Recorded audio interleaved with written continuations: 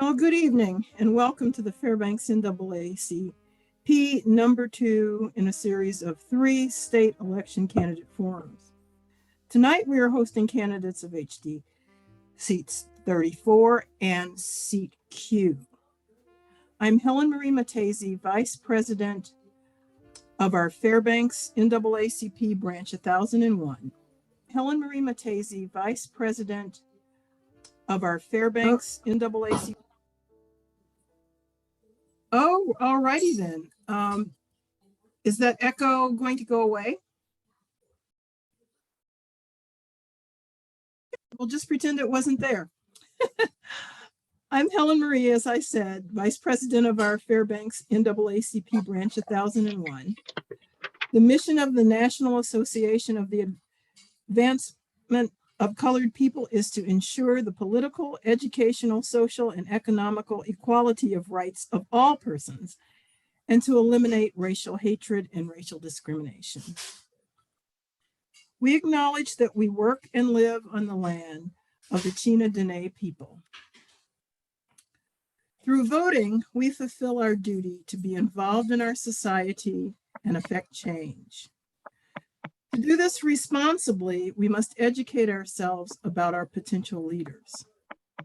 On behalf of the NAACP, I wish to thank and welcome our moderator, Andrea Quintin, candidates, and you, our audience. I also wish to thank you for coming. As potential voters, who by educating themselves here and voting determine our political future, it's very important that we get a feeling and knowledge of the people who are going to represent us. Every single vote counts. We voted last week and the results were very, very close. And in the next 2 weeks, 1 week, we are hosting the contenders of relevant seats in our areas. I hope you will join us for the very last candidate forum that we have coming up. And again, I thank you for joining us tonight. I thank the candidates for sharing themselves and their time, and all the people that worked on the candidate forum. Thanks again.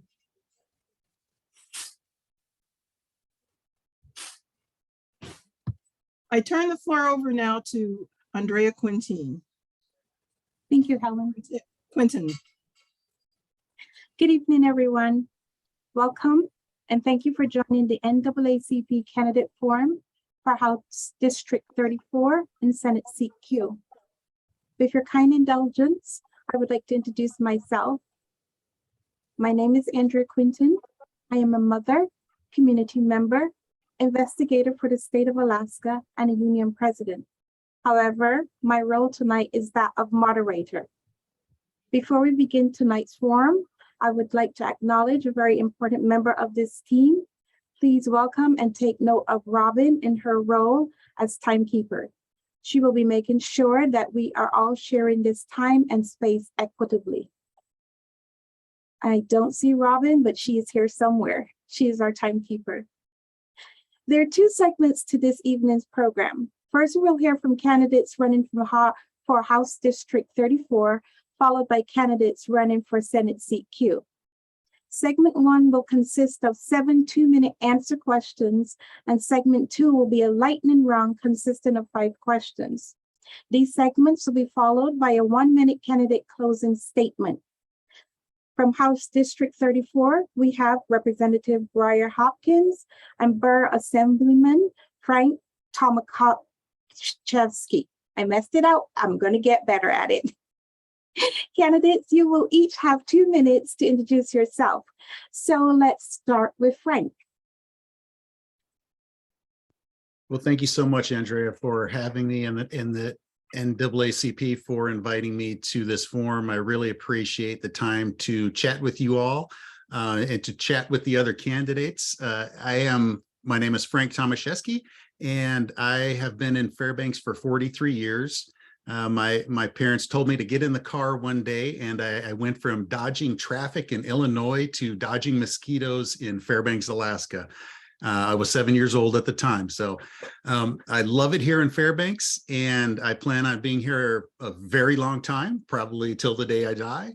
And I just enjoy so much the community and the people. And I am really thankful to be able, I am thankful and humbled to be able to speak with you today and to have this chance to represent not only the people of my district, but for all the people of the state of Alaska. So thank you. Thank you, Frank. Representative Hopkins. Thank you, Andrea, and thank you to the NAACP Chapter 1001 here in Fairbanks for having this event. My name is Grier Hopkins, and I feel for Frank for his last name, because as a person with a weird first name myself, it's been mispronounced since the first day of kindergarten. But that's allowed me to start a lot of conversations with people over the last 4 years that I've been a representative for Fairbanks in the Alaska State House. I was elected initially in 2018, but before that, I'm born and raised here in Fairbanks. Went through the public schools here myself, and my wife is also born and raised here in Fairbanks, and now my daughter is also born and raised here in Fairbanks. So we're a full Fairbanks family, and couldn't be prouder to be representing the community that I love. I'm also a proud member of the Fairbanks NAACP myself. Every year, I love to renew that membership because of the work that you guys do here in Fairbanks and across the state. I think that's critical. During my first 4 years in Fairbanks, we're doing 1 minute, not 2. Okay. Looking forward to the rest of the questions. Sounds good. No problem. Thank you. All right, so let's move on to the questions. In this segment, you will have a maximum of 2 minutes to communicate your answers to each question. And I will direct the first question to Frank. So, Frank, do you support a constitutional convention? Why and why not? Thank you very much. This is a really important question, and something that comes up every 10 years in our Alaska Constitution, where this is on the ballot. And we need to seriously consider whether or not to have a constitutional convention. Myself, I trust the people of Alaska to make a good decision. So with the constitutional convention, we get to vote 3 times. So the people get to vote whether to have the constitutional convention. Then the people get to vote on who the delegates will be. And so that's the second vote that the people will take. And the third time that the people get to vote will be to decide whether or not what those delegates have brought forth is right and fits for the people of Alaska. And so myself, I trust the people of Alaska, and I trust that we will make the right decision. And so actually, I am going against the grain on the other candidates that I have seen prior to this, and I am going to be voting for a constitutional convention. Thank you. Thank you. Grier, the same question. Do you support a constitutional convention? Why or why not? Thank you. And like Frank said, this is an important question, and it's been up for debate every 10 years, and it's routinely been turned down and rejected by the people throughout the history of Alaska. And I believe that the people have spoken, and I'm going to be joining them in that vote, as we've historically seen, in voting no on a constitutional convention. We have a model constitution here in Alaska that's used across the world as a goal that different countries and communities aspire to. And I believe that it's done well for Alaska. It's put us on a path to success to get us where we are here today. So I'm a strong no vote on a constitutional convention. I don't want to see us turning away from being an ownership state that's in our Constitution and selling off our resources to the highest bidder. I vote no to that. I want to see our continued support for public education here in Alaska. That's in our Constitution. And I don't want to see public funds going to private for-profit schools. I believe our state dollars should go to public education to make sure it's accessible to everybody, even the farthest flung regions of Alaska. And, I believe our Constitution is strong, and I hope Alaskans continue on our path of the voters have spoken over the last 50 years, plus of Alaska's history, and continue to vote no, and I'll be joining them in that. Thank you. Thank you, Grier. Let's continue with you, Grier. The second question is, The Alaska State Legislature has failed to pass any adequate protections for the LGBTQ Alaskans facing discrimination. What will you do during your term to protect your LGBTQ constituents and address the problems they face every day? Thank you for that question. I will continue to my advocacy for equality among all Alaskans, making sure we're all treated equally under the law and not discriminated against. And I started that support for our LGBTQ plus community by co-sponsoring a bipartisan piece of legislation to include the LGBTQ plus community in as a protected class from hate crimes. That was part and parcel with an unfortunate, very unfortunate situation that happened down on the Kenai Peninsula, where individuals were threatened and attacked because of their sexual identity. And I joined with a Republican and a Democrat to push that legislation. And while it didn't make it through, the dialogue was important. And other things we can do as legislators is use our pulpit for respect, for understanding where all Alaskans are coming from, by listening to the LGBTQ community that comes to Juneau, that emails us about their needs and how their lives are impacted by bills we pass, and advocating, because we as legislators cannot know all of the answers. We have to listen to those that are impacted. That's what we did by co-sponsoring that legislation, and I'll continue to do by working in a bipartisan manner to protect them and to move that legislation forward again, and other protections to make sure that all Alaskans can be treated equally. Thank you, Grier. Frank, the same question. The Alaska Legislature has failed to pass any adequate protections for the LGBTQ Alaskans facing discrimination. What will you do during your term to protect your LGBTQ plus constituents and address the problems they face every day? Thank you for that question. It is an important question, and we need to consider the rights of all people, right? And what I do now, and I've always done, is treated people equally and fairly, no matter who they are. It doesn't matter how old they are or young they are, how rich they are or poor they are, or their sex or their identification. We need to treat everyone respectfully. And that starts with ourselves as individuals. That's where we can make the most difference. You cannot legislate morality onto a people.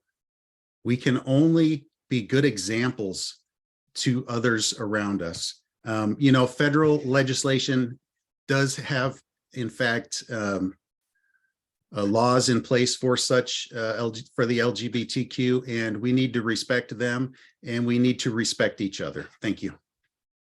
Thank you. I will now move on to the third question. So if you're ready, Frank, we'll continue with you.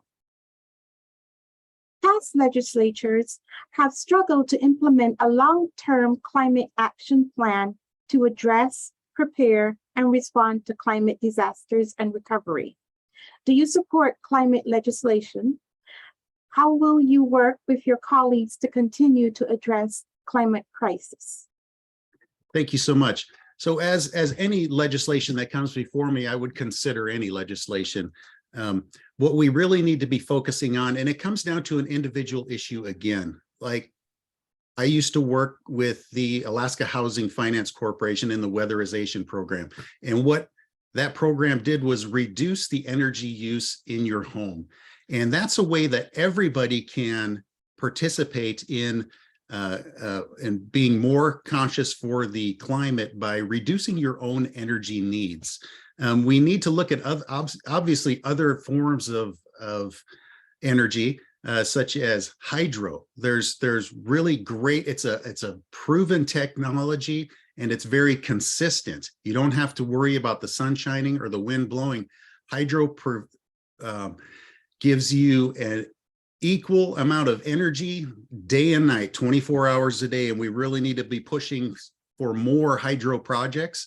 The nuclear projects coming forward in Eielson is going to be a great way to reduce our energy, reduce our use of fossil fuels and that sort of thing in the area. And that's what we ought to be focusing on. But ultimately, it comes back to each and every one of us having the responsibility to take action within ourselves and make that point to reduce what you're doing and save energy wherever you can. Thank you. Thank you. Grier, would you like me to repeat the question?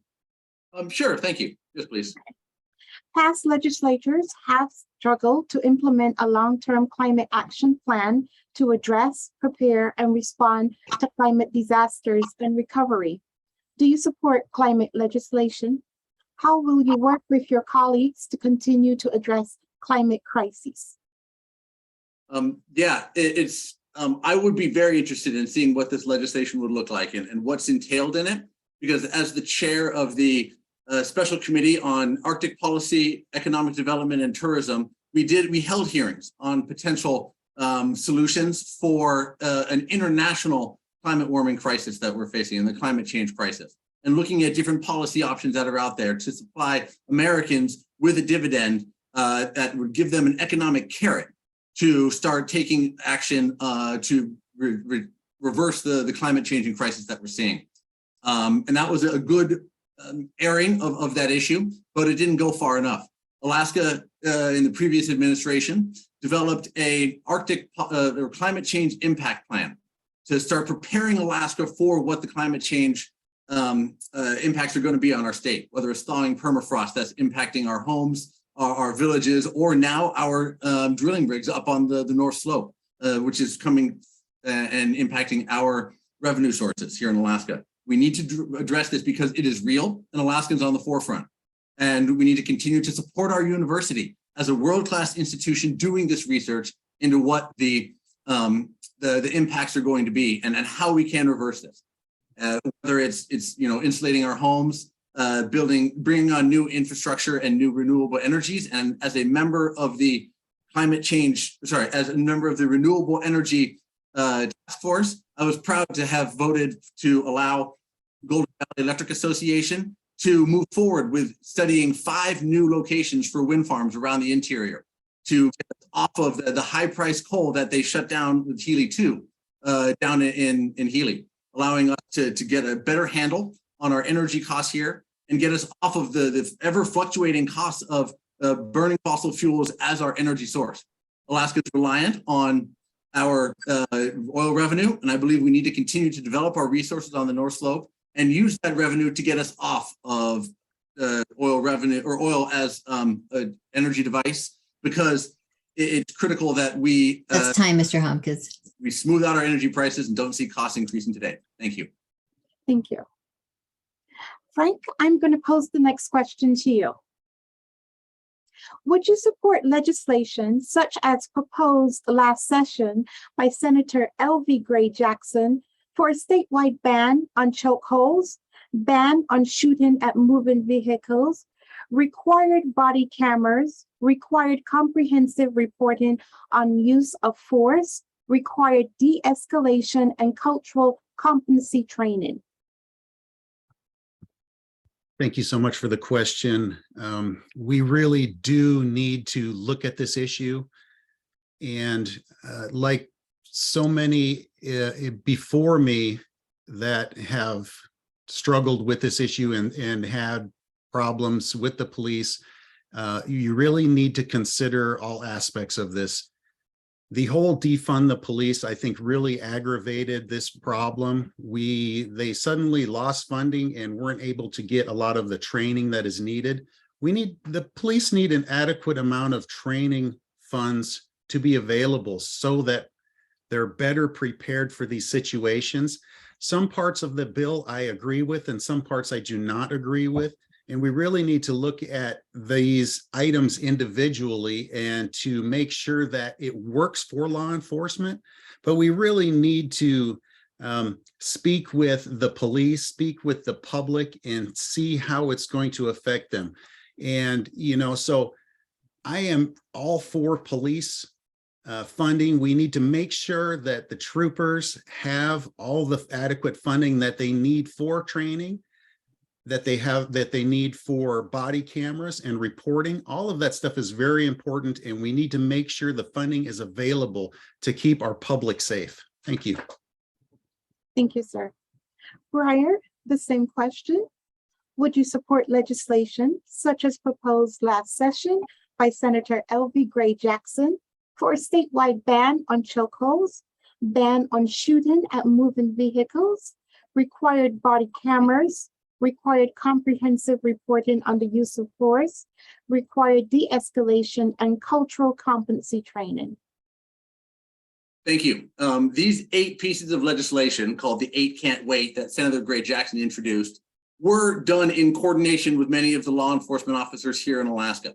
So we did bring them in, as Frank was saying we need to do. They were brought into that discussion. And I was proud to have voted for the piece of legislation that passed on a bipartisan basis to make sure that all police protocols and policies dealing with these arrests and use of force are posted and available publicly to make sure that people know when police are overstepping their bounds from what their rules are. And that was an important piece of legislation. Unfortunately, the other 7 did not make it through. But when we're able to work together with politicians and policymakers and the law enforcement officers themselves, we can come out with good legislation like these 8.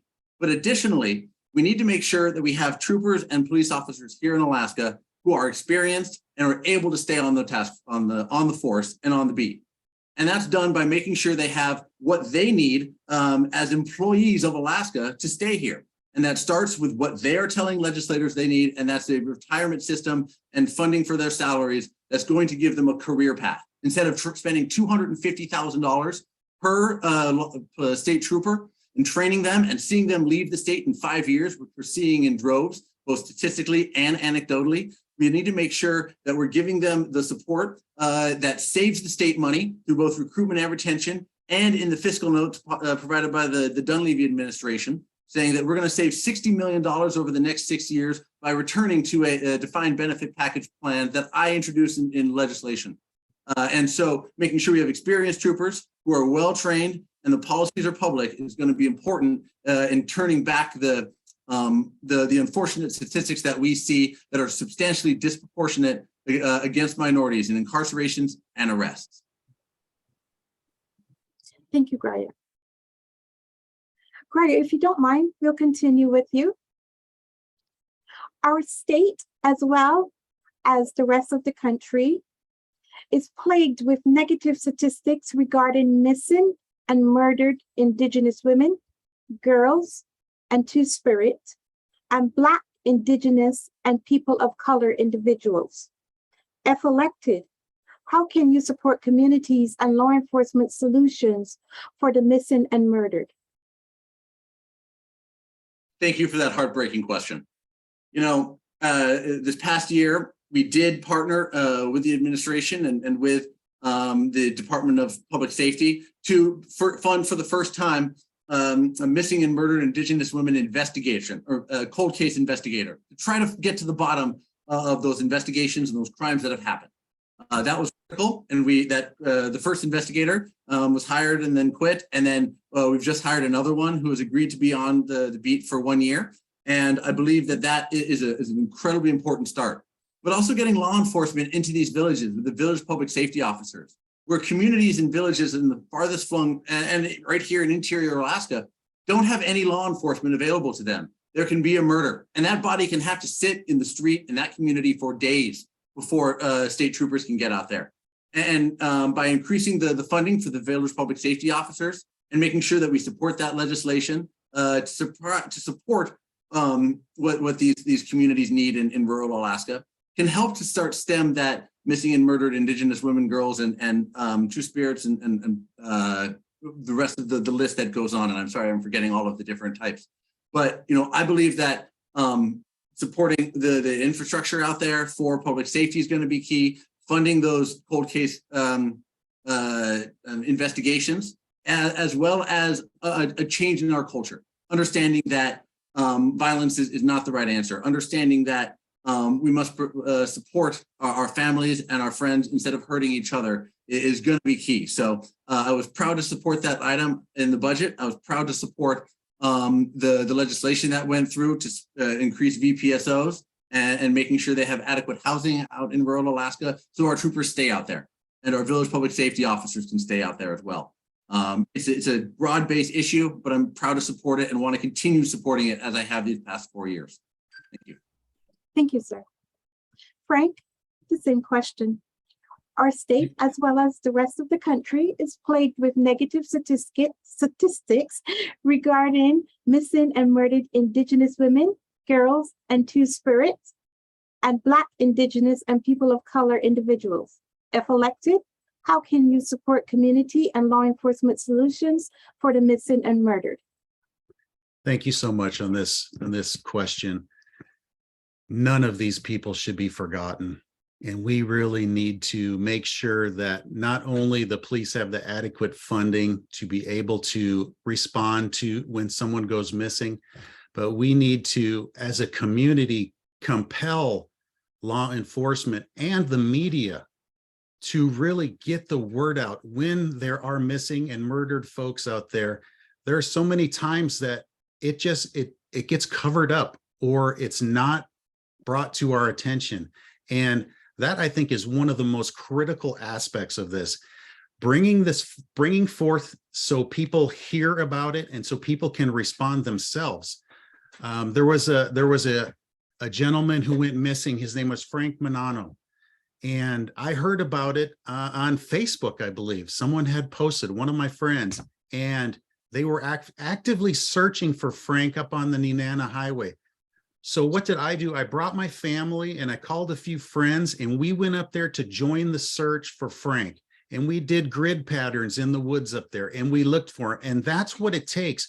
It takes a community coming together and being informed on these issues. On when someone goes missing, we need to know about it. The community needs to know. There are so many out there. I've gone to the rallies and to see, and I was astounded at how many have been missing. And I don't see that representation, that the media getting out there and saying, these people are missing. And I don't see so much the law enforcement getting out there and saying, these people are missing or were murdered. Do you know something? And it really needs to be made known. And we really need to get that word out so that community members can also help, just like my family did when we searched for Frank. So I think that's one of the most important, having the funds available for law enforcement to be able to really go out there and search and find these missing people, and Hi, Mr. Tubbs. to get the community involved also. Thank you so much. Thank you, sir. And we'll continue with you, Frank. The next question. What do you intend to do about the poor returns of salmon in the Yukon and Cosequin drainages? How will you work with your fellow legislators to address the current subsistence food crisis? This is a big issue, and it's something that we really need a comprehensive plan on. I have many friends who live on the Yukon River, and many folks who I know that fish the kings on the Yukon River. It's an amazing resource for the folks who live there and others. And we really need to consider some of the actions that have taken place. Now, there's different aspects. Some people have different thoughts on why the salmon returns are so low. Is it the commercial trawlers are harvesting too much? Is it that the hatcheries are actually releasing too many fish? You know, when hatcheries release billions of fish into the waters, into the ocean, there's only a limited food source for those fish, and a lot of them end up dying. So we really need a all together comprehensive solution for this problem, and it's going to really take some tough decisions that need to be made. But I tell you, the traditions for the folks on the rivers, the cultural traditions, fishing and having that resource available for not only for their families, but a lot of times for their dog teams. A lot of times the fish is used for feeding of dogs, and the dog teams have been disappearing along the rivers because the folks cannot afford to feed their dogs.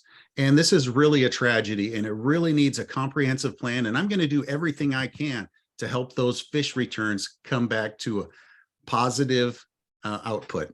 Thanks. Thank you. Grier, the same question. What do you intend to do about the poor returns of salmon in the Yukon and Cosequin drainages? How will you work with your fellow legislators to address the current subsistence food crisis? This is an issue and a crisis that's impacting our entire state. Those communities on the Kuskokwim, the Yukon drainages that have been fishing these rivers for thousands of years are seeing the impacts of climate change and ocean temperatures warming and international commercial fishing bycatch impacting their livelihoods, their subsistence way of life, and their traditions that they've been practicing for thousands of years. And as Frank said, it is detrimental and devastating to see what's happening to the villages when they can't get their chum salmon and their Chinook salmon. And it's not just a decline; it's a catastrophic disappearance of these fish. We need to look at how we're addressing the commercial fishing bycatch, making sure that Alaska continues to manage its fisheries in a way that we have been known for as the world leader and the world model in managing our fisheries here in Alaska. We need to make sure we're studying the impacts of the ocean and the climate change there through the university and through our fish and game department at the state. And making sure that we're bringing in Canada and Russia and China and the other places in the world that are fishing these waters to make sure that we are all working together so one country or one industry is not being left out and doing extra damage. And finally, I want to make sure that Alaskans are getting first access to these fish. And that starts with the subsistence right that's in our Constitution, another important reason to protect our state constitution and vote no on a constitutional convention, but also making sure that these communities have what they need before money goes to outside Seattle for these large companies, to make sure that Alaskans get the fish and the subsistence right that they've been using and needing to survive for thousands of years. So this is a big issue that we need to address now. Otherwise, it's just going to get worse. And I hope we're able to come together in a bipartisan fashion and work together on this issue, starting by listening to those impacted, listening to those that are living off the fish, whether it's commercial or time, Mr. Hopkins. And make sure we all come together with a plan, because that is going to be critical for the next generation. Thank you. Thank you. Before our final question in this section, Frank, we'll go to you. What is the biggest need in your district and how would you address it? Thank you so much for this question. There are a lot of needs in our district, and right now, I think one of the most important needs is the fact that inflation is running rampant in our states, in our nation.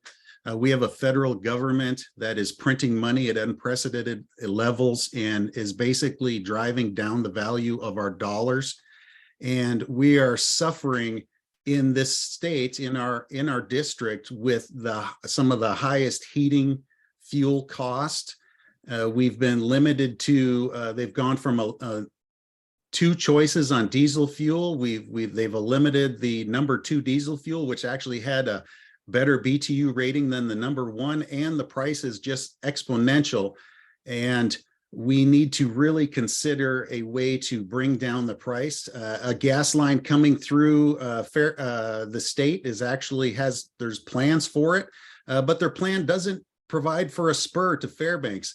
And I'm going to say there's going to be no gas line without a spur to Fairbanks, because we have been bypassed with natural gas for the last 40 years. Anchorage has been enjoying the subsidies in natural gas and cheap energy prices for the last 30 something years. And Fairbanks has really been given the short end of the stick. And we need to stand up and fight for cheap energy. And also we need to fight for a real and true permanent fund dividend. Over the last many years, since Governor Walker instituted this theft on the permanent fund, we have lost almost $1.8 billion to the Fairbanks economy. That's money in your pocket and my pocket. The state and the legislature in FAST have said that they know where to spend your money better than you know where to spend it. And I disagree.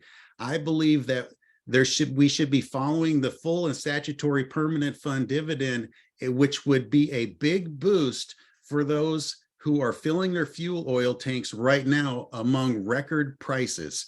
And so that is one of the biggest issues that we need to address. And I'm going to work diligently, not for special interest, but for all the people of Alaska together, and especially in our district here. So thank you so much for that question. Thank you. Representative Hopkins, the same question. What is the biggest need in your district and how would you address it? You're going door to door during this campaign. I've been hearing similar things as Frank. It's the cost of inflation, it's the cost of living, and it's the cost of energy. But I'm not going to just sit here and say the federal government's the problem and let's write a strongly worded letter to them to stop printing money. I've taken our action in as a legislator to start bringing down that cost of energy. Our district isn't going to get natural gas for a long time, but making sure that our market here in Fairbanks is ready is what I've done. I passed legislation with bipartisan support to keep the bonding rate for the interior gas utility lower, so that when people in our community, in our district, go into the city of Fairbanks where there is natural gas access, those businesses on natural gas can keep their operating costs lower, making our costs lower as well, because they won't have to pass that on. I want to take our solution into our own hands and not rely on a 50-year-old plan to get a gas line. I couldn't be a stronger supporter of a gas line. And I've been harping on the Fairbanks spur issue for 4 years now. And I agree with that. But we need to make sure our market is ready here. And in terms of the dividend, I was proud to have voted for the biggest dividend in state history this year because the price of oil is hitting so many families. But we can't rely on a supersized dividend going into the future, because if you are going to be promising that, Frank, how are you going to pay for it is the question we have to answer. Are you going to slash the budget by over 30% to make sure we have the space for it? Are you going to raise taxes to pay for a bigger dividend? Or are you going to raid the permanent fund? And I'm proud of my record on voting no on all of those, because protecting the permanent fund into the future and not raiding it to pay for a supersized dividend is going to make sure that dividends are protected long into the future, and to make sure that we don't need to increase taxes here in Alaska, keeping our cost of living in Alaska low. And that's why I'm proud of that record. And if someone's going to ask you or say we need a supersized dividend, ask them how they're going to pay for it. Thank you, Grier. Let's take a small break here, just a tiny breath. We've made it through the first set of questions. We're now going to move on to the second set of questions, which are rapid fire questions. And this is a gentle reminder that these are intended to be yes or no answer questions. About 5 minutes have been allotted per candidate to answer the questions. So if you're both ready, we'll move on into those rapid fire questions. Okay, here we go. So Frank, we'll start with you. As an elected leader, would you vote to codify the right to all and any reproductive health care options into law? No. Okay, thank you. Grier, the same question. As an elected leader? Yes. Okay, thank you. The next question is pretty big, so I'll take my time reading through it. If you need me to, I will go back. We will start with Frank again. Last session, Senator Wilson carried Senate Bill 174, the Protect Natural Hairstyles bill, that restricted workplaces and school districts from establishing any dress codes or regulations that discriminated against Black hairstyles and wear. Through an amendment in the House, the workplace provisions were removed. That bill passed as amended, and thousands of Black Alaskans are still unprotected from hair discrimination. Do you support a bill protecting Black Alaskans from hair discrimination in the workplace? No. Thank you. Grier, the same question. Would you like me to read it to you again? No, that's okay. I voted yes on that bill. So yes, I joined in the Republican David Wilson to vote yes on that bill. Thank you. Grier, we'll start with you. Next question. Should Juneteenth be a state holiday? Yes, we should recognize the end of slavery in America. Thank you. Frank, the same question. Should Juneteenth be a state holiday? Oh, I thought these were yes, no, and Grier just continues to talk about it. So I guess I need to talk about it also. Juneteenth, if you mean by Juneteenth being a state holiday, being another paid state holiday, then I would say no. We have enough paid state holidays already. Thank you. The next question will go to you, Grier. Do you support limits on campaign contributions by individuals or political action committees? Yes, no one person should be able to buy a campaign. Thank you. Same question to you, Frank. Do you support limits on campaign contributions by individuals or political action committees? Absolutely, yes. Thank you. And the final question, and we'll start with you, Frank. Do you support the current ranked choice voting system? Oh, the ranked choice voting system, I do not support it. And I know Grier will, but it is absolutely wreaking havoc in our state, in our voting system. It's just another trickery. And actually, Grier Hopkins' brother-in-law is the one that brought it to us. So I would absolutely say no on ranked choice voting. Thank you. Grier, the same question. Do you support the current ranked choice voting system? I'm not sure how Frank says one person brought it to Alaska when it passed by a vote of the people statewide. But if the goal is to bring people together and eliminate harsh partisan rhetoric, and that's the goal of the ranked choice voting, yeah, I support that. You support dark money then? Is that what you're saying?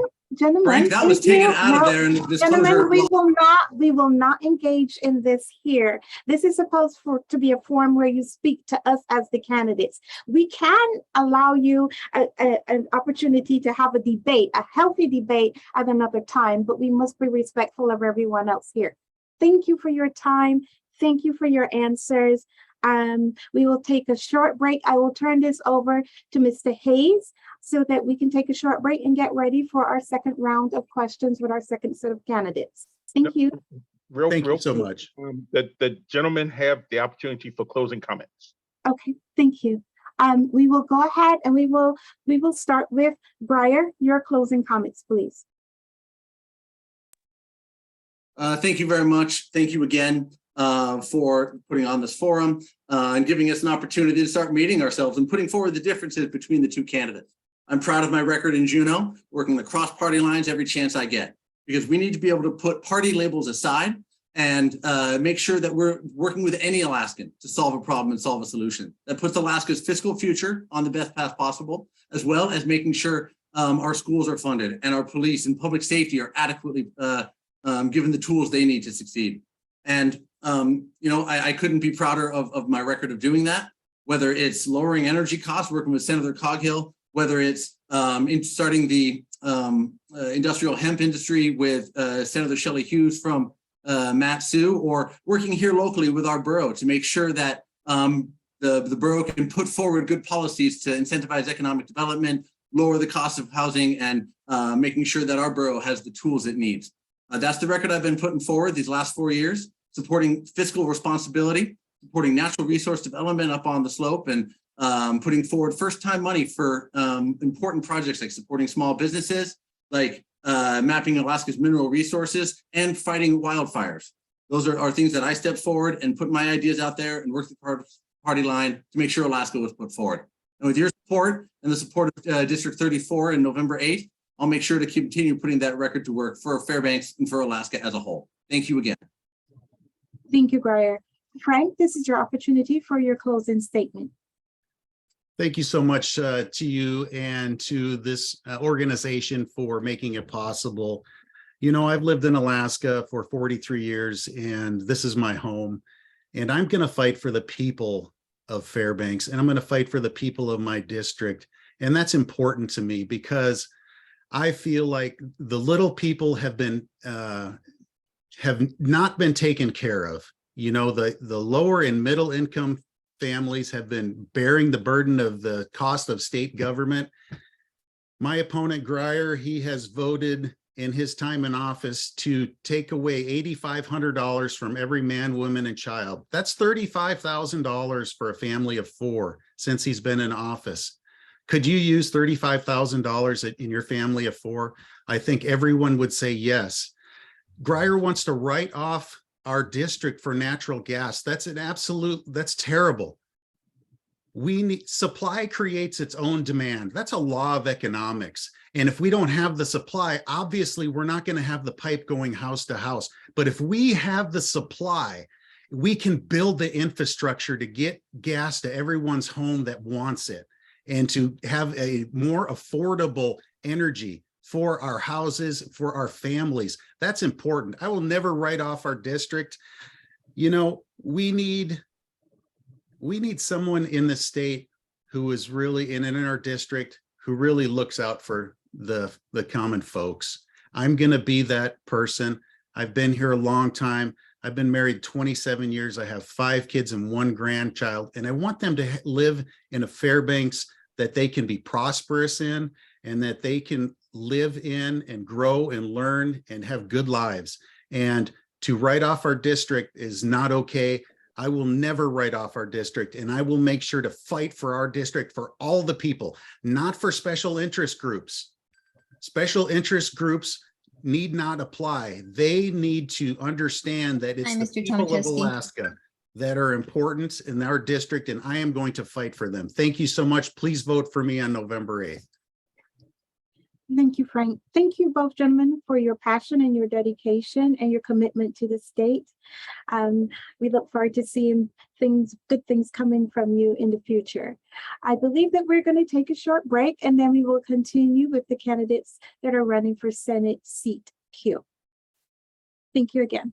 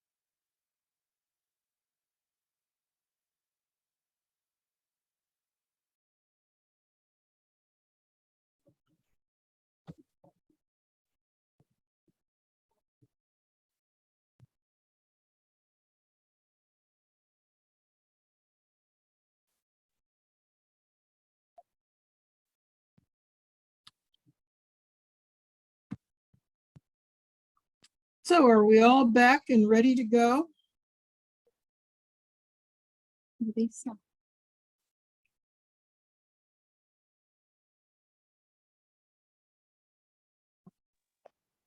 Hey. Very good.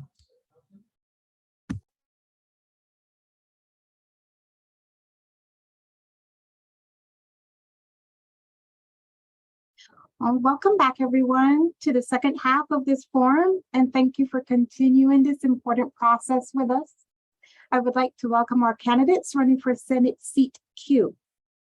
As before, I would like to again acknowledge a very important member of the team. Please take note of Robin in her role as timekeeper. She'll be making sure that we are sharing this time and space equitably. Each segment will include 7 2-minute answer questions and a lightning round consisting of 5 questions. This will be followed by a 2-minute candidate closing statement. From Senate Seat Q, we have Senator Rob Myers, candidate John Bennett, and candidate Arthur Serkov. Good evening, gentlemen. Candidates, you will each have 1 minute to introduce yourself. Let's begin with Senator Rob Myers. Well, good evening. Thank you for the forum. My name is Robert Myers. I am born and raised here within the Fairbanks North Star Borough, Salsha, Fairbanks, now North Pole. And I drive a truck for a living these days. I've got a wife and 5 kids, and I've graduated from West Valley and from UAF. Spent a little time in the legislature as an intern, and I was first elected to the Senate 2 years ago. I got into this because I was concerned in what I was seeing with our state, that the opportunities that I have been blessed with here in Alaska, the opportunities to build a career and a family and a home, that I see those slipping away from my kids' opportunities. And I want to make sure that the same kind of opportunities that I've had, that they're going to be able to build a life here as well when they're adults. Thank you. John? Yes, I'm John Bennett. I running for State Senate Q. I was an Army brat and I lived all over the country before I moved to Fairbanks in 1974 to work on the pipeline. I've worked all sorts of different jobs all over the state. And once the work picked back up, I went back to labor, and then I had a SETNET permit in Bristol Bay for 8 years. I went to UAF and got a degree in geology, and that's where I met my wife, Deborah. I graduated with hardly any debt due to low interest state loans and a forgiveness program that the state put on if you stayed in Alaska after you graduated. Once I got married, I started a family. I quit fishing and quit working on the slope. I got a job at DOT as an engineer and geologist, and finished my career working as a hydrologist. I've been a workers' rights advocate for my entire career, and I was a steward for 27 years at DOT. I've worked on 3 organizing campaigns for unions, and I negotiated 3 union contracts with the state for ASCA. So I'm well aware of the compromise process, trying to get things done. That's all I got. Thank you, John. Arthur?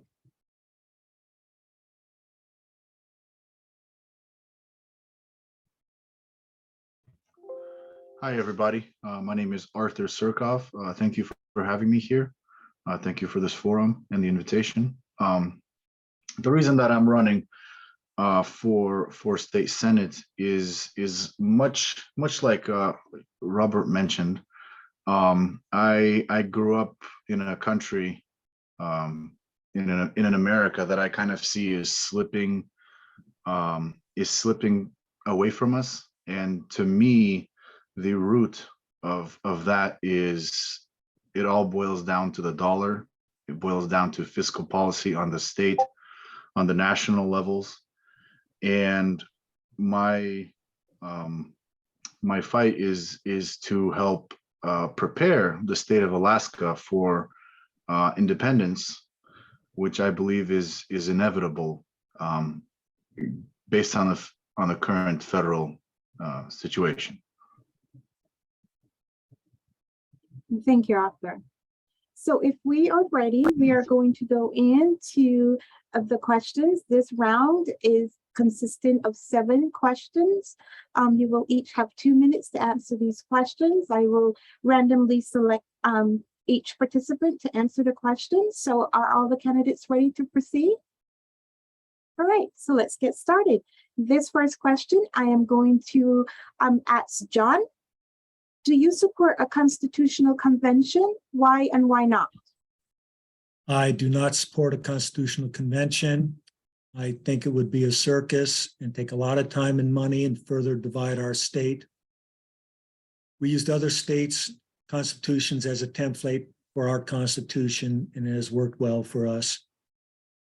In the 50s, when they created our constitution, it took over 3 months to hammer out the constitution. And that's when everybody was pulling in the same direction. We don't have that atmosphere anymore. I believe with the political atmosphere in our state now, it would take well over 3 months and we'd open up a bloodbath. We have an amendment process that has been used 28 times in the past. And if you have specific things you want to change, let's put them in and let's discuss them individually. I think there's a lot higher priorities right now than getting into the weeds on so many different articles and in the Constitution trying to change them. I think there's little to be gained and a lot to lose. It'll cost a lot of money to hold a convention, and it'll cost a lot more in lawsuits when they try to figure out what and clarify what was passed in the convention. So no, I am definitely not in support of a constitution.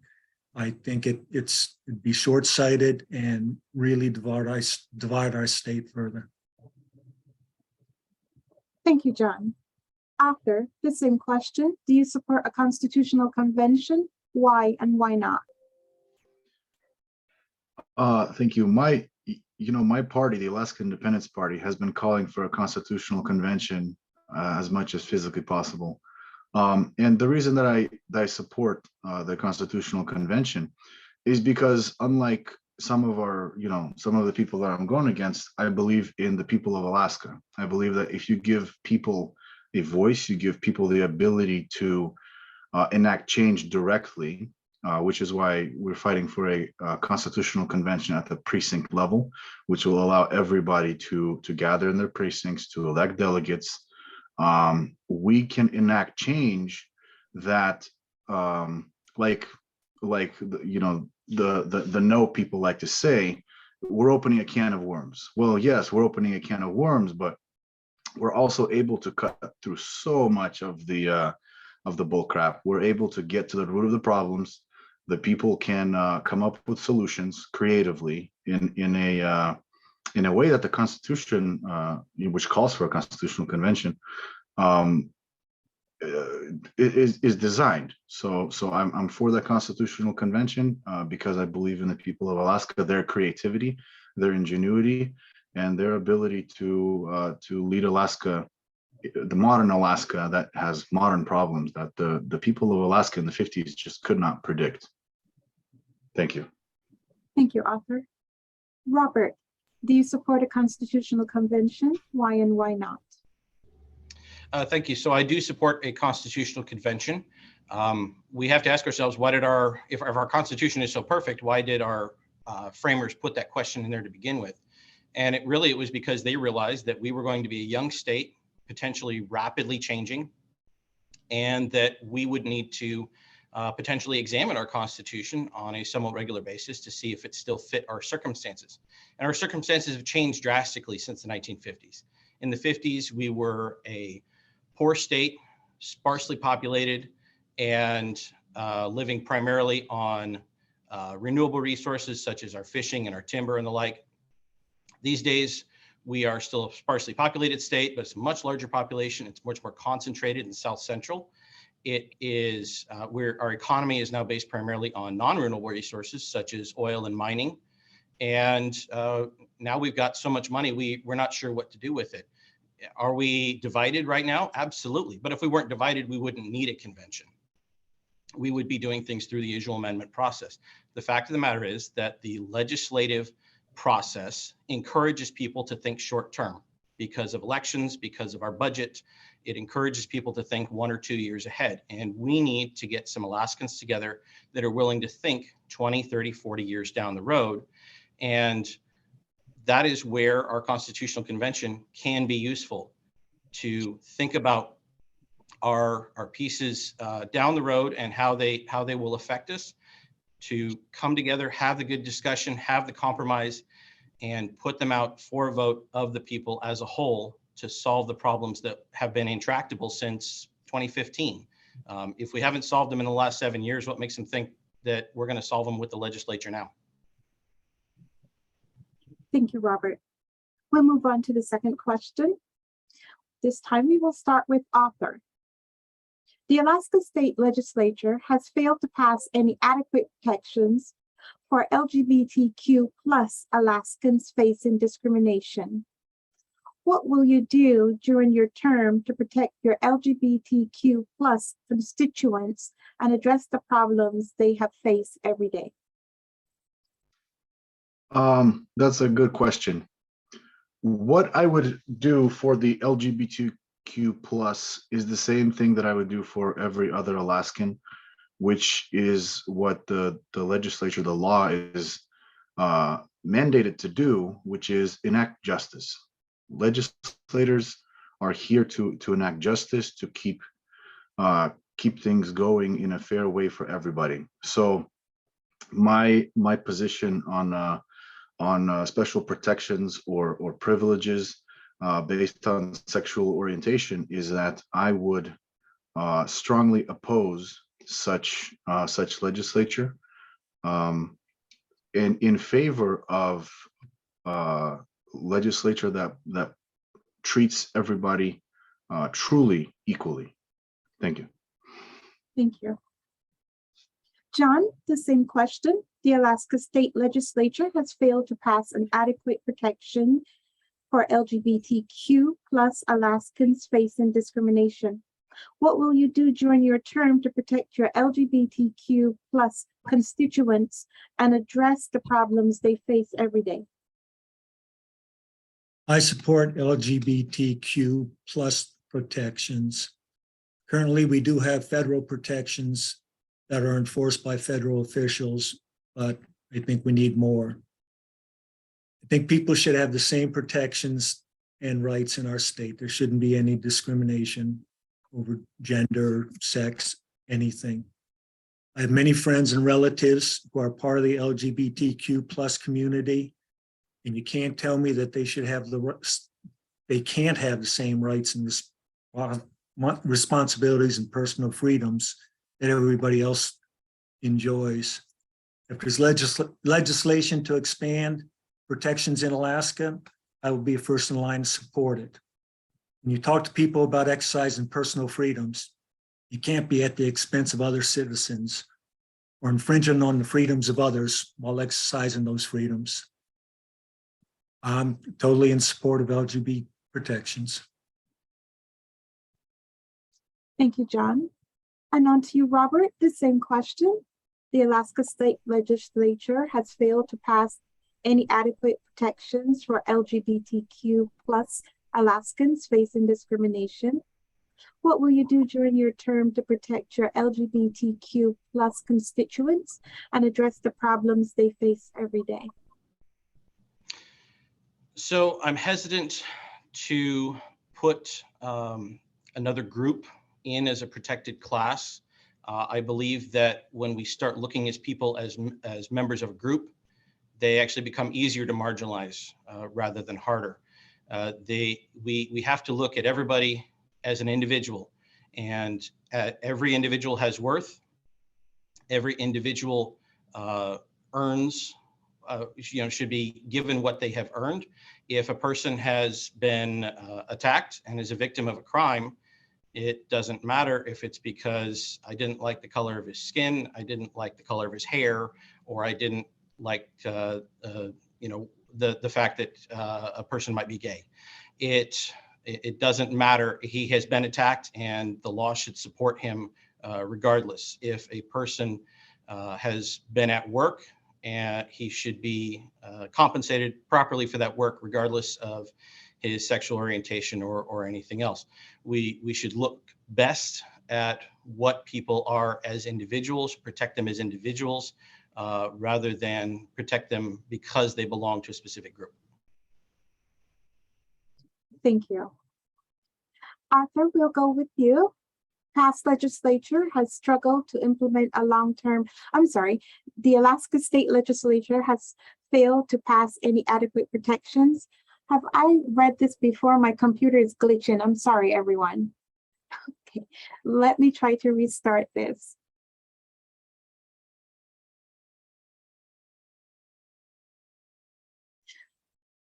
Okay, let's try this again. Arthur, we'll start with you with the third question. Past legislatures have struggled to implement a long-term climate action plan to address, prepare, and respond to climate disasters and recovery. Do you support climate legislation? How will you work with your colleagues to continue to address climate crises? That's a good question. I kind of didn't mention my background earlier. I'm a scientist. I have 3 bachelor's degrees, and one of those is in biology. And I took a pretty keen interest to ecology and climate science. What I can, from what I personally have learned, the question of climate legislature is a question that is probably better asked at the U.S. Senate level or at the federal level. At the level of Alaska, for us to be spending our state's resources, which is the people's resources that we are forcefully taking from them through very high taxation, we need to not be asking this question. We need to protect our local environment. So in other words, the fish, the mountain, basically our local ecology. But the climate at the level of the globe as a state, it's just going to be panels and questions and legislation that's more than likely going to lead to more harm than good, which has happened quite often in history. Thank you. Thank you, Arthur. Again, I apologize. My program is running amok, but we'll continue with you, John, and it's going to be the same question. Past legislatures have struggled to implement a long-term climate action plan to address, prepare, and respond to climate disasters and recovery. Do you support climate legislation? How will you work with your colleagues to continue to address climate crisis? I would help craft and support any type of climate legislation put forth by the Senate. While working for DOT, I traveled all over the state, and I saw firsthand the effects of climate change on our state. We've waited too long to acknowledge the connection between climate change and the disasters we face. From more frequent wildfires, more intense wildfires with the fire season lasting longer. We've had more flooding and erosion along the coast and in the rivers. And we've had unseasonably and high intensity rain and ice storms. So we can't continue to ignore it. We're going to pay more if we do, if we wait later. I think we have to start by limiting our dependence on fossil fuels, both as a source of revenue and as a source of fuel. We must stop subsidizing the oil and gas industry and use the money from the current high oil prices to help transition to a sustainable economy using alternative energy like wind, solar, hydro, and tidal energy. Anytime there's a disaster, the government is expected to come in and clean up the mess that's caused by climate change. I think the state should establish a climate response endowment so that there are reserves available whenever these disasters occur. They're going to be occurring more frequently, and we're going to have money to address them. And you can't expect the federal government to come in all the time and bail us out. We have to stand on our own 2 feet and start addressing it. Thank you, John. Robert, the same question. Would you like me to read it over again? No, I'm good. Thank you. So what we need to kind of address things in a couple of fashions. One is talking about the different disasters that can hit our land, whether we're talking about wildfires or flooding or what have you. We need to update our plans, make sure we are prepared for those types of disasters as they hit. We just saw the huge storm hit. It's a generational storm that just hit Western Alaska, and that's something that we weren't prepared for, and we need to do a better job of accounting for that.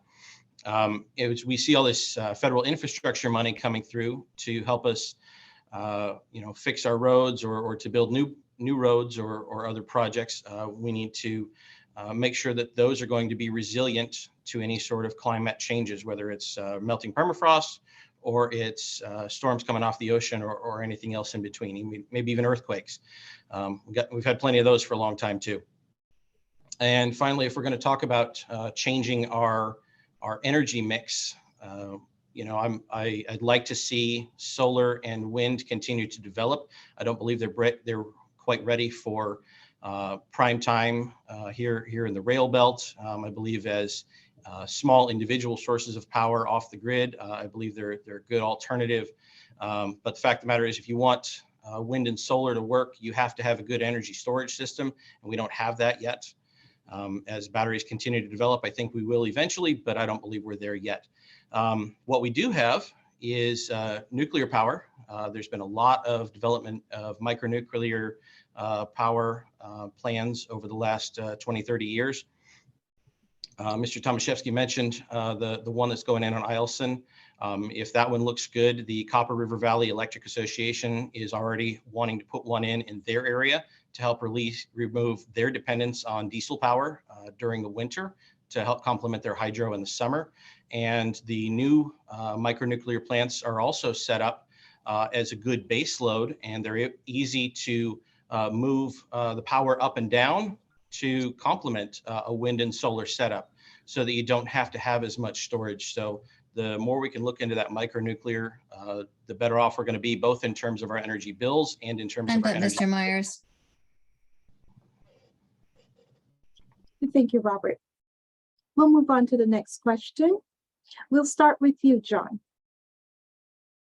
Would you support legislation such as proposed the last session by Senator L.B. Gray Jackson for a statewide ban on chokeholds, ban on shooting at moving vehicles, required body cameras, required comprehensive reporting on use of force, required de-escalation, and cultural competency training? I would support all the bills that Senator Gray Jackson introduced. I like that they were individual bills and not put into one bundle so that they can be judged and voted on by their own merit. I understand these bills were supported by the police chiefs and the head of the state troopers. So I think it's a good indication that the legislation was on the right track. I read recently that the troopers are going to get body cameras, and I would support long-term funding of cloud storage for all the footage that's going to be collected.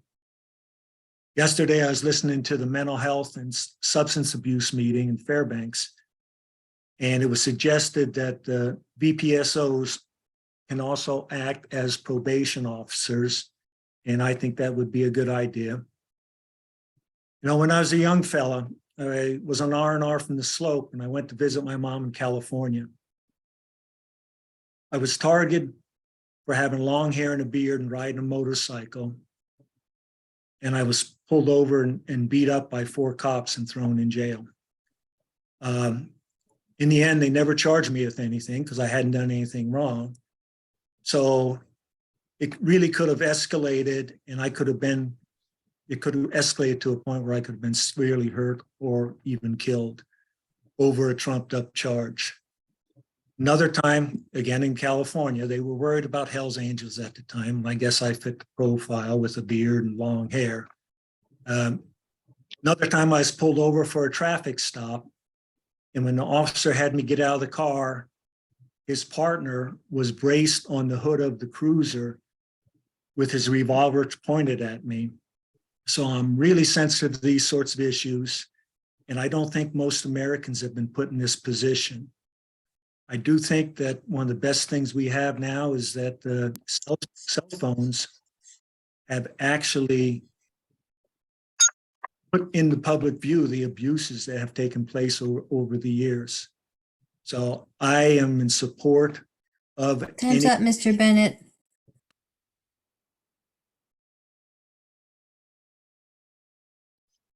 Thank you, John. We'll move on to Robert, the same question. Would you support legislation such as proposed last session by Senator Elvie Gray Jackson for a statewide ban on chokeholds, ban on shooting at moving vehicles, required body cameras, required comprehensive reporting on use of force, required de-escalation and cultural competency training? So I 100% support the body cameras. I believe they can both be used to keep law enforcement accountable as well as to assist in the actual investigation and prosecution of crimes. I support the de-escalation training. More training is always better whenever possible. I support the mandatory reporting for our use of force. I believe that the more data we have, the better, just pretty much regardless of the situation. I am leery of banning chokeholds, and I'm leery of banning it shooting at moving cars.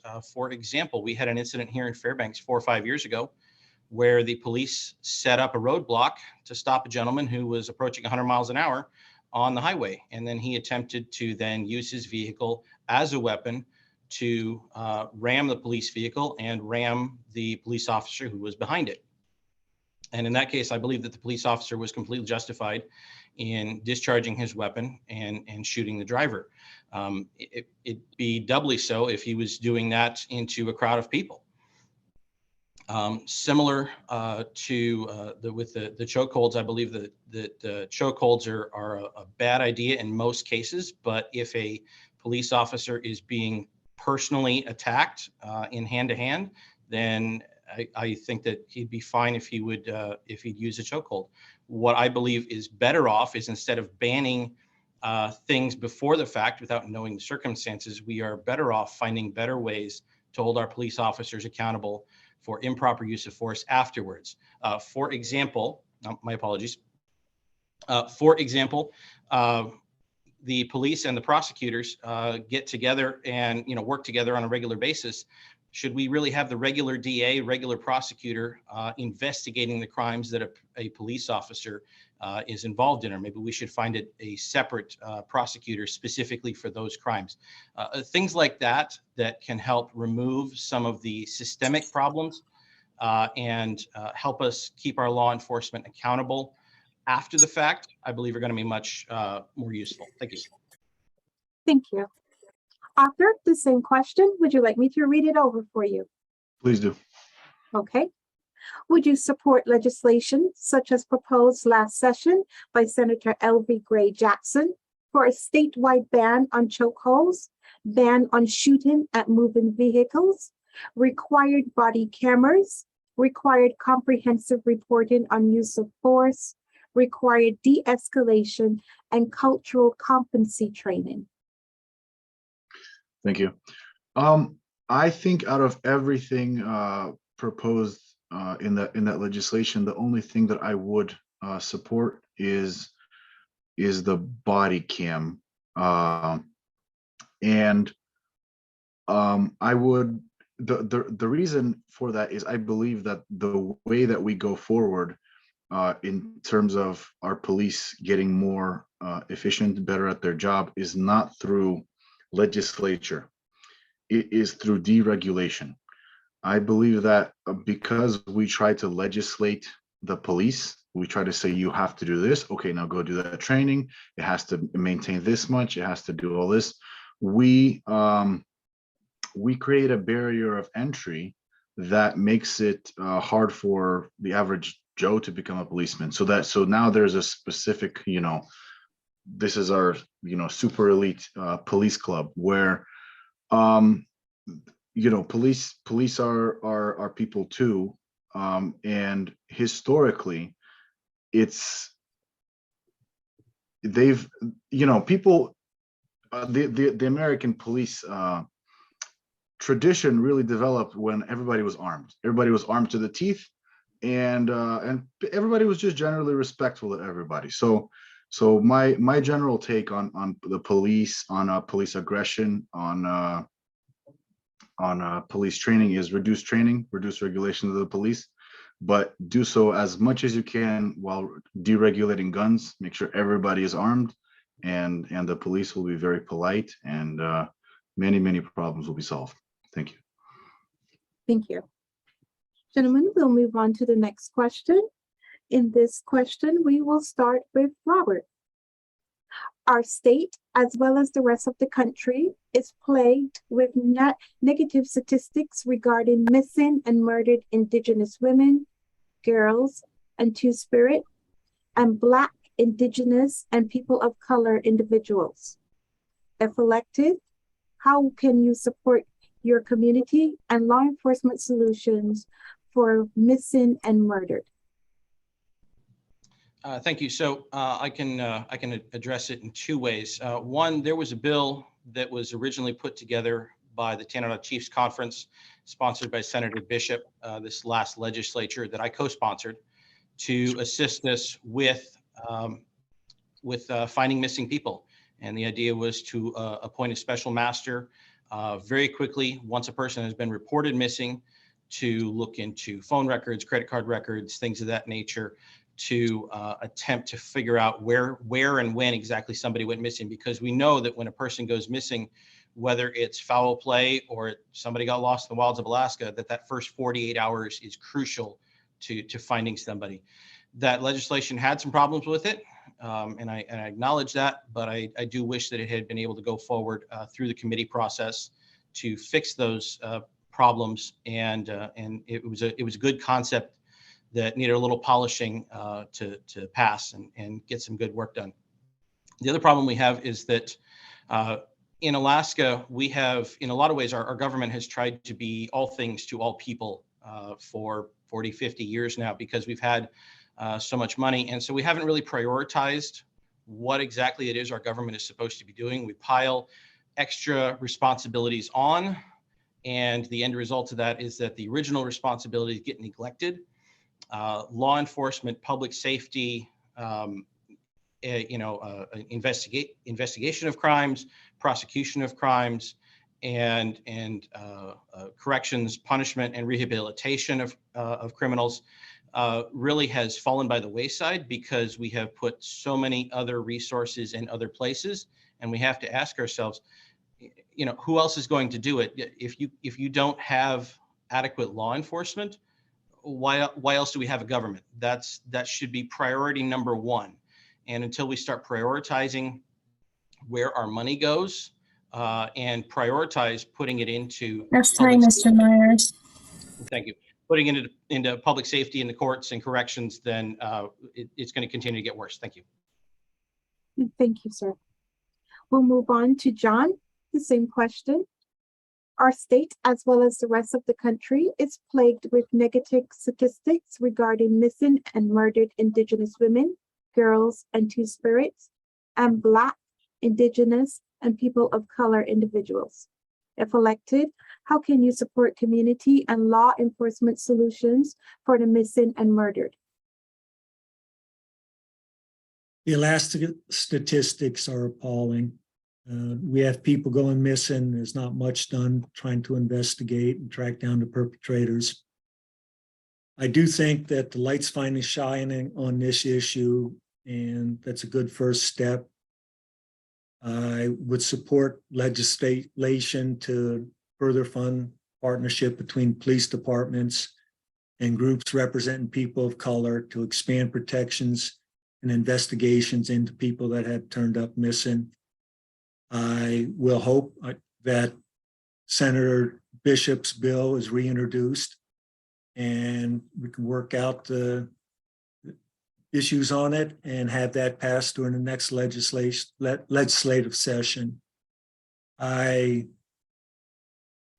don't think that we haven't given enough support to our enforcement agencies. I do think they need more training. I think part of the problem is that we can't retain people because of the compensation that we're offering, because of the retirement. We're not giving them defined benefits. You train somebody up, they stay here 5 years, they take their retirement and they go to a place where you get defined benefits. I think we have shortages, and we're getting the broken window policy like in New York, where there's not enough cops on the road and people start pushing the rules. I mean, people routinely run red lights. Troopers don't have time to chase all those people down anymore. Yeah, I do think we have to expand funding for missing and murdered people, but also what the police agencies are trained and willing to do. Thank you, John. And to you, Arthur, sir, the same question. Our state, as well as the rest of the country, is plagued with negative statistics regarding missing and murdered Indigenous women, girls, and Two-Spirit, and Black, Indigenous, and people of color individuals. If elected, how can you support community and law enforcement solutions for the missing and murdered? Thank you for this question. It's very, very important, it's very important to shed light to this question. A situation was brought up to our party where a woman had evidence of child trafficking going on in the villages, and she brought this to many people. She brought it to the government. She brought it to the investigator general. And the interesting thing that she was told is that the investigator general can't look into this because this is a federal issue, because it was an OCS issue, which is the federal jurisdiction. And so the Alaska, basically Alaska can't do anything, the state. So, and this actually goes back to the question about the police. And I'm of the position that police would be retained, would be better at their job if we don't regulate them. Because right now, I had a situation where I had tenants, and these tenants, I was a landlord for a bit, were as it later found out, dealing drugs. And so I came to the police and I said, hey, could you please, help solve this drug dealing issue? They said, no, this is a DEA matter. Again, regulations, their hands are tied behind their back. They cannot do anything. So I would do absolutely everything in my power at the state level for protecting Indigenous communities, rural communities, where there is evidence of kidnapping, evidence of abuse, that the state can look into this directly without getting federal approval.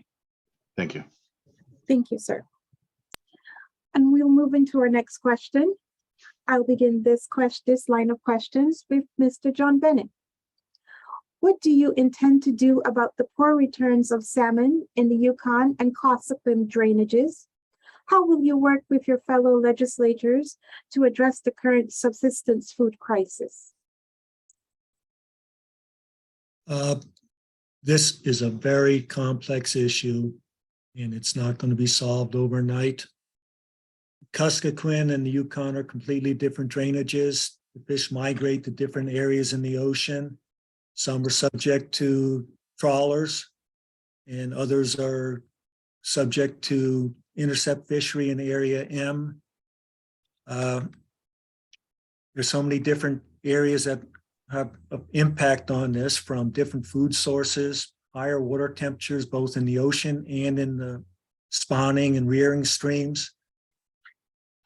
A lot of these spawning and rearing streams have been mined in the past, and not properly rehabilitated.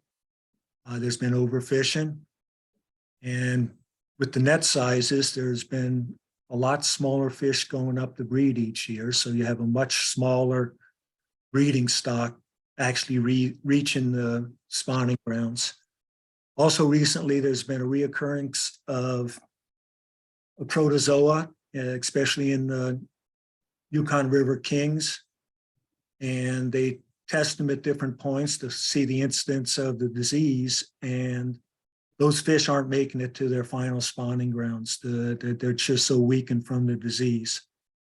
The other question is bycatch from the trawler fleet in the Bering Sea, and I think that's primarily on the Koyukuk.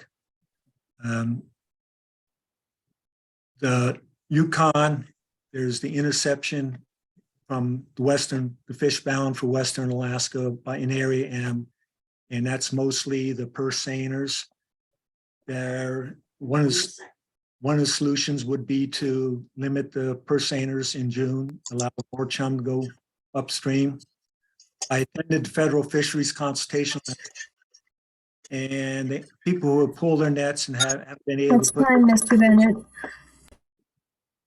Anyway, for the last 3 years, they haven't been able to do something. They want action and they want to co-manage the fishery. Thank you, Mr. Bennett. We will pose the same question to Robert. Robert, what do you intend to do about the poor returns of salmon in the Yukon and Cosequin drainages? How will you work with your fellow legislators to address the current subsistence food crisis? So, what we're looking at here with the disastrous returns on the Yukon for the last few years, but at the same time, we've had, record returns in the Bristol Bay the last year or two. There's so many potential factors. I don't think we have enough information to solve it yet. I've heard a half a dozen different theories as to what the problem is, everything from climate change to illegal Russian and Chinese fishing, to the trawlers, to the hatcheries, to a number of other things. What it does seem to be clear is that the majority of our problem, the vast majority of it, is happening out in the ocean, most likely outside of the 3-mile limit that Alaska has jurisdiction over. And so we're really going to have to work with our federal partners. And honestly, I think we need more information first and foremost before we can develop a plan to solve it. Thank you, Robert. Arthur, the same question. What do you intend to do about the poor returns of salmon in the Yukon and Cosequin drainages? How will you work with your fellow legislators to address the current subsistence food crisis? I think that's a good question, and there is a really uncomfortable truth that nobody wants to discuss, and that is the subsistence, generally subsistence and native way of life cannot be maintained. It just mathematically, our population is growing exponentially. The people are growing exponentially. The native way of life developed when there was no modern medicine. There were small groups of people. If we continue not regulating native fishing, we will reach a point where there's just too many people. They catch all the fish and there's no fish. I say this because I spent some time living in Washington, and one of the native tribes there, because again, it's just politically anathema to regulate natives, came and they completely blocked off the entire Puget Sound area, and they caught all of the salmon. Since that time, large salmon have really never returned. It's never been the same. It's already been 30 years since that event happened. So I believe my general belief is regulation. If there's poor salmon numbers, everybody across the board, white people, people of color, natives, everybody needs to fish less so that there's more salmon, and there'll be more salmon next year. We can't have it where certain groups of people are asked to not, fish or fish less or given certain limits, and other groups of people are said, hey, fish all you want, fish everything as much as you can. I believe that's inherently discriminatory, and I believe that, again, going back to what I said earlier, everybody needs to be treated truly equally in Alaska. Thank you. Thank you, Arthur. Arthur, we're going to continue with you. This is the last question in this series of 7. And the question is, what is the biggest need in your district and how would you address it?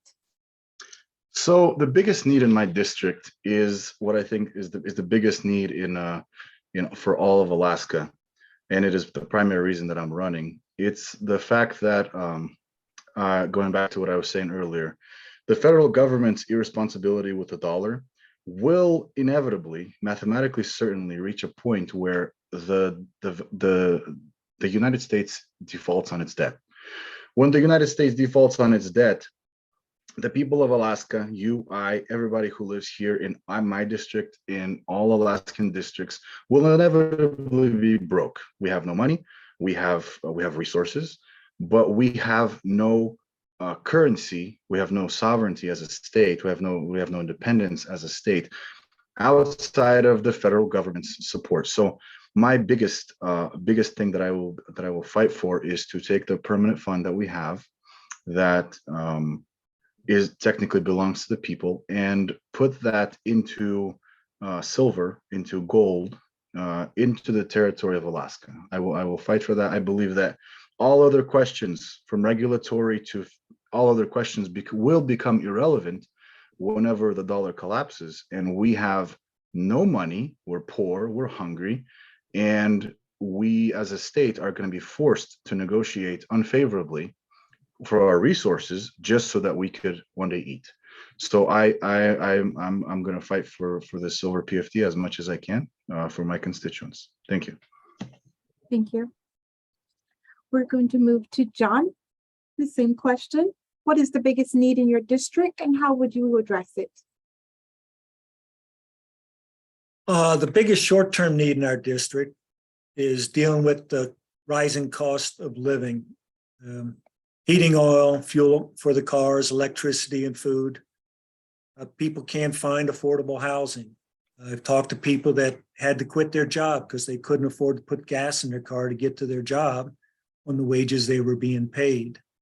Other people I've talked to, and union workers who are saying they were trying to get 410s rather than 5.8s so that they didn't have to drive one day to work, waste gas.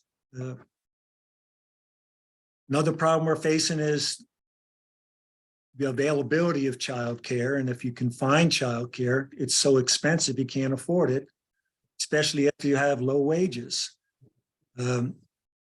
People actually lose money going to work if they have kids. So I guess poor people can't have kids. There's limited options state can do. I think in the short term, we have to raise the minimum wage. $15 was something we should have been fighting for 15 years ago. A living wage in Alaska is much higher than what we currently have. California is investigating an excess profit tax on the oil companies. I think we should do the same. I think long-term energy projects such as hydroelectric and wind would lower the cost of electricity. In the long term, second problem is we need to get new revenue sources, get away from oil and gas. We've been dependent on them for too long, and they are a finite resource. I think we should use our mineral wealth to fund the transition to a more sustainable society. In order to reach the minerals, we have to improve our infrastructure. Right now, we're in a good spot where we're getting the infrastructure money, and there's money coming into the state from the federal agencies. We can leverage state money to get the money from the feds. I think the future is bright if we do this. It will get us off of oil. It'll put us on a much stable foundation where we're not the earth. We need the minerals. That's time, Mr. Bennett. Thank you, John. And to Robert, this question, what is the biggest need in your district and how will you address it? Thank you. So honestly, the biggest need that I see in this district and around the state right now is we need a stronger, more robust, more diversified private economy. going back over the last 20 to 25 years, you take a look at our economic development, it's been effectively nil on a per capita post-inflation basis. Our economy is flat outside of two sectors, oil and government.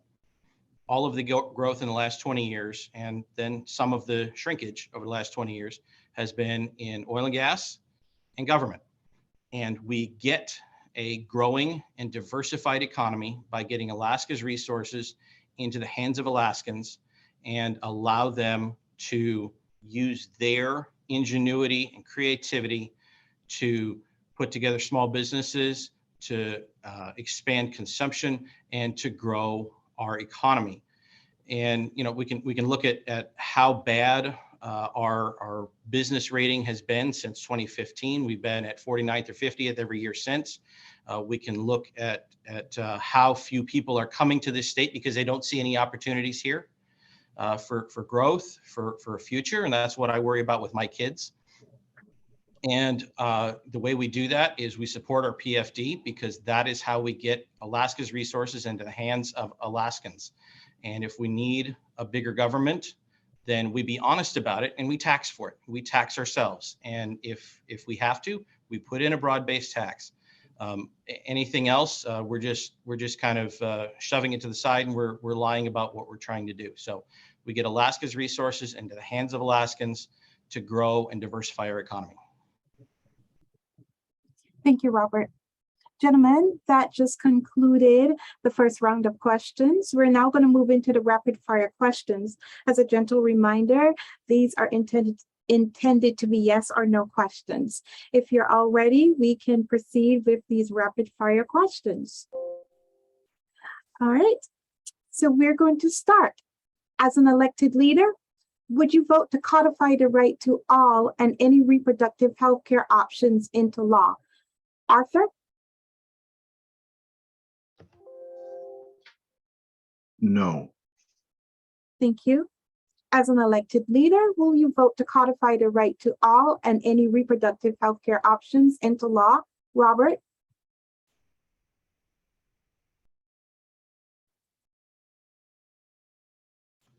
No.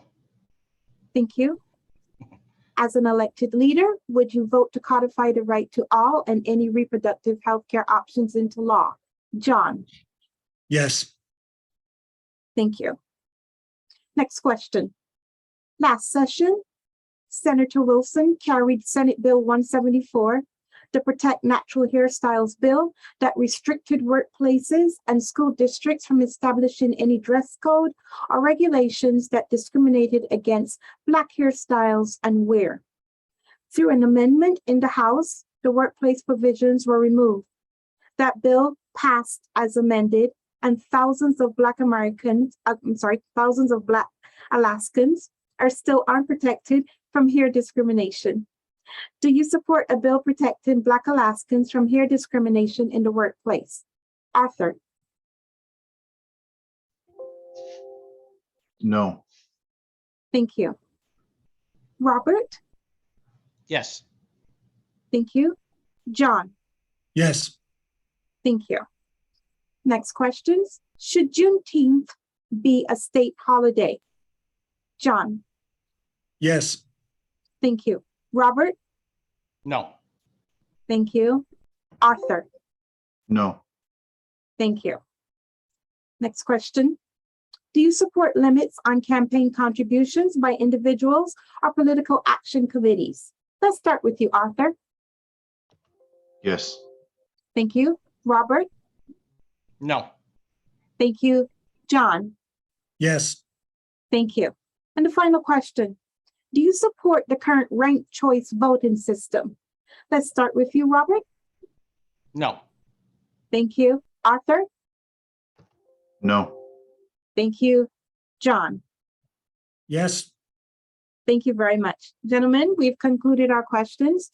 At this time, you will have the opportunity to go ahead and make your closing statements.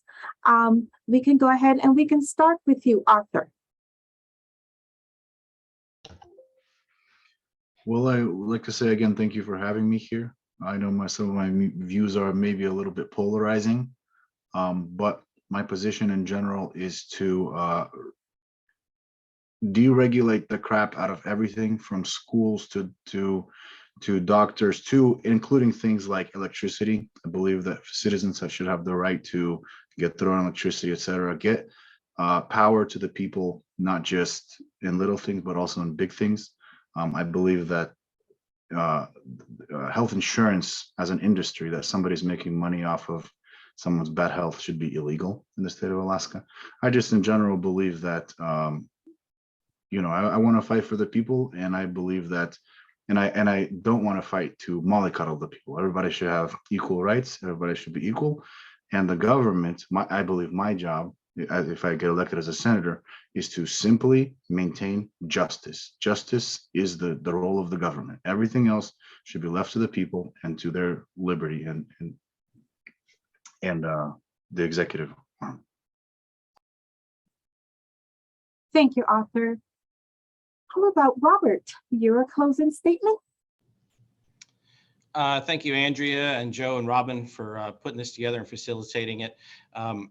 Again, I got into this because I got concerned about what's coming down the pike 20, 30, 40 years down the line, because we're making decisions at our state level that will fix our immediate problems and cause us larger problems further on down the road. I want to see my kids have some opportunities, and we do that by growing our economy, by getting Alaska's resources into the hands of Alaskans. And I believe we just need to really be starting to think long term.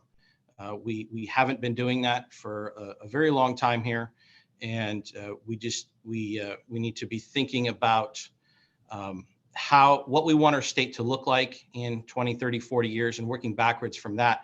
Oh, excuse me again. Rather than simply thinking about what's going to solve our problem this year and next year.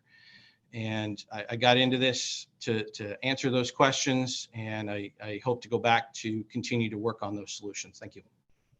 Thank you, Robert. John, look, we would love to hear your closing statement. I want to thank the NAACP for hosting this forum. I think it's really crucial that people see the difference between the candidates. And that's one of the main reasons I got into this. On the final day of filing, I looked at my two opponents and I said, I can't vote for either one. And that's when I put my hat in the race. Anyway, I've lived here almost 50 years. I've worked and visited all around the state. My kids grew up here, they were educated here, and they still live here because they were lucky enough to get decent paying jobs. I'm not a politician, and I never will be. I'm a public servant, I always have been. I have a degree in science and a technical background, which it's obvious that the legislature sorely needs. Alaska is one of the few states that form bipartisan coalitions, and I believe in bipartisanship. We can't let extremes define Alaska. We must come up with long-term plans and not just a yearly squabble over the budget. We have to look at 10, 20-year plans, generational plans. Our resources are all finite that we're dependent on now. But I do think that if we develop our infrastructure, access to critical minerals that Alaska and the world needs to transition to a sustainable economy, we can put ourselves in a good position long term. I think the permanent funds should be protected so that in 20, 30, 40 years, it has enough money in there that it can run the government. We have to maintain a healthy permanent fund rather than worry about the size of our yearly dividend. Everybody loves the dividend, but we keep chipping away at the fund. The war in Russia started, we lost $10 billion. Then we took another $2 billion out in permanent dividends. Here real quick, we've spent down all our other savings accounts, and we just can't continue to do that. We have to start thinking. Again, bipartisanship. We have to come to common goals and That's learn. time, Mr. Bennett. We got to pull together. I mean, that's the main problem we're facing now. Thank you very much for this forum.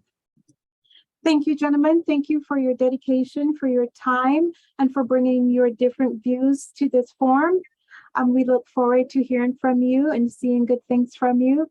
I will now turn the floor over to Mr. Hayes. Well, thank you, Andrea, for being a wonderful moderator. You did a great job. And thank you to the candidates who have come out today. As a former elected official, I know firsthand, this is a tough thing to do. You're putting yourself out to the community and to everyone, and you take all the barbs that come with that, and you put your family and everything out there. And we really appreciate folks like you all doing this for the community to help us in the legislature. Just an update, next week we have our last of our 3 scheduled forums. It will be District 35, 36, and Senate Seat R. So we look forward to folks viewing in for that. It will be 6 to 8. Also, the October 24th starts early voting. So folks, just keep that in mind. We'll start early voting on October 24th if folks would like to do that.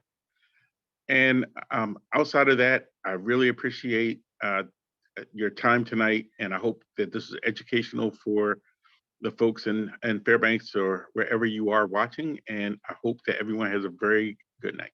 Thank you.